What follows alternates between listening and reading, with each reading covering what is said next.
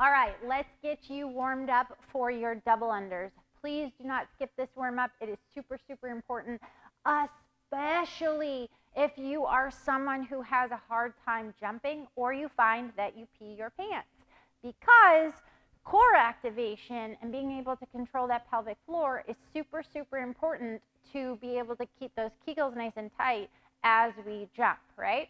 This is also going to help you be a stronger jumper. So you are doing 3 rounds of 10 single leg calf raises on each side, 10 glute bridges, and 20 dead bugs, followed by an ankle stretch and a wall ball stretch. So what I'm looking for here is I'm looking to warm up and activate those calves, warm up and activate those glutes and hip flexors, and then warm up and activate shoulders and core. And then we are going to loosen up our ankle some, and then we're going to loosen up that thoracic. The thoracic is super, super important because I want to be able to keep this position.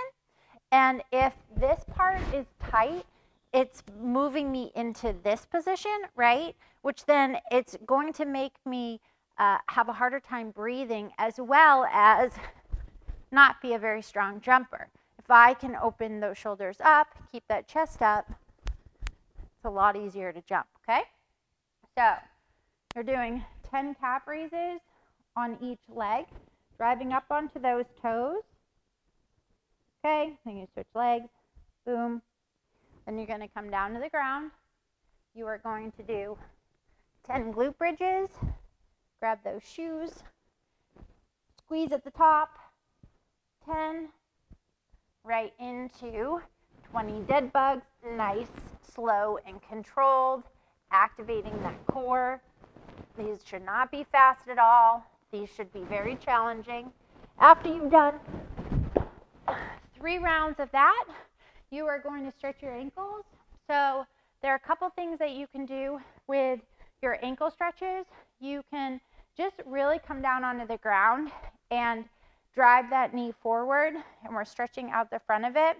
You can also grab a band and lay down on the ground, put the band into your toes and stretch like this, do some rotations.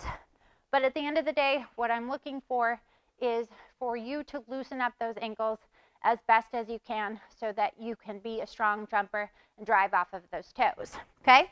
And then lastly, you will see your wall ball stretch anywhere from 60 seconds to 2 minutes.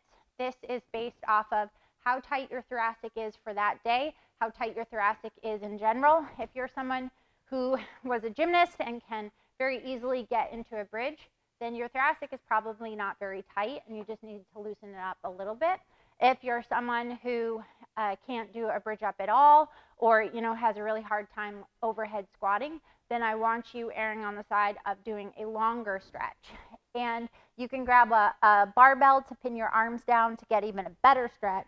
But what I'm looking for here is keeping that butt on the ground, reaching those arms overhead, and then dropping behind you. If you want to lift your butt up, that is totally fine. But then what I expect to see is those hands coming down to the ground, okay? And you can move around with it. It's not like one set in stone, this is how you do this stretch. But what I want you focusing on is opening up from where the bra line comes up here. All right, very, very important that we get this loose. This is your warm-up. Moving forward, you will see the individual movements linked. So if you need a refresher on what they are, but I want this done every single time you practice your double unders.